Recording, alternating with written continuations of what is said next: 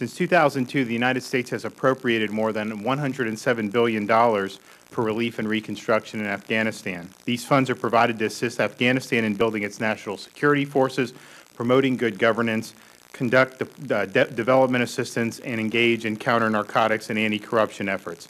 For fiscal year 2016, the President has requested more than $5.3 billion in additional reconstruction funding for Afghanistan, consisting of over $1.5 billion for state U.S. Agency for International Development, USAID efforts, and $3.8 billion for the DoD to train, equip, and sustain the Afghan National Security Forces, which include the Afghan Army and Police. Congress created the Office of Special Inspector General for Afghanistan Reconstruction, SIGAR, to provide independent and objective oversight of Afghan reconstruction projects and activities.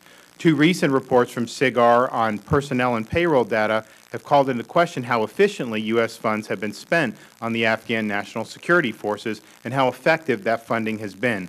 In a January 2015 report, SIGAR found that the process used by the Afghan National Police for collecting attendance data, which forms the basis of all Afghan National Police personnel and payroll data, has, quote, weak controls and limited oversight.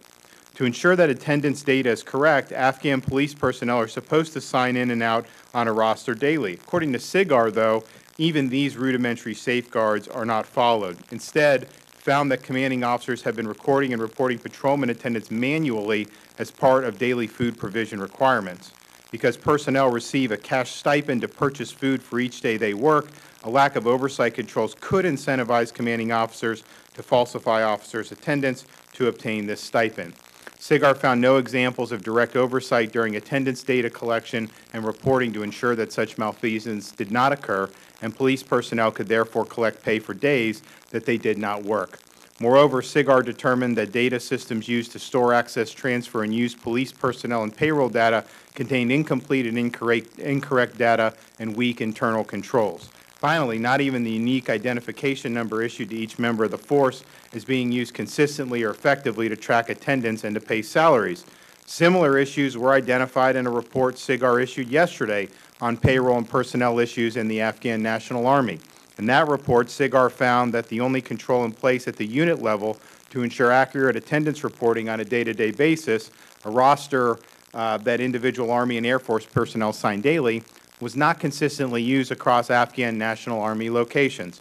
Specifically, although 2 of the 3 units that SIGAR visited presented signed roster books, the third roster book did not contain such signatures. Rather, attendance was verified by check marks, apparently entered by a single individual.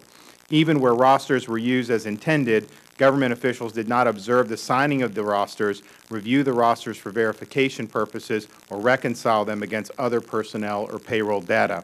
SIGAR found that these weaknesses in Afghan National Army attendance data collection process could result in personnel being paid for days that they did not work.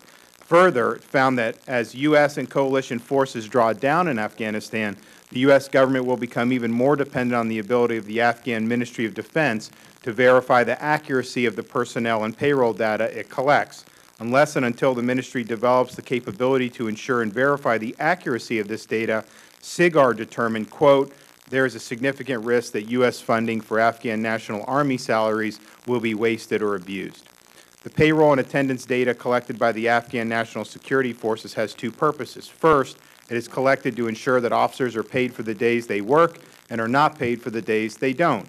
In addition to ensuring against corruption, accurate payroll data helps protect the American public's money by making it more likely that U.S. aid is spent appropriately. Of equal importance is the fact that the data is collected to assist the Afghan National Security Forces in assessing whether they have the manpower that they need to carry out their crucial mission of protecting the Afghani people and, by extension, American interests.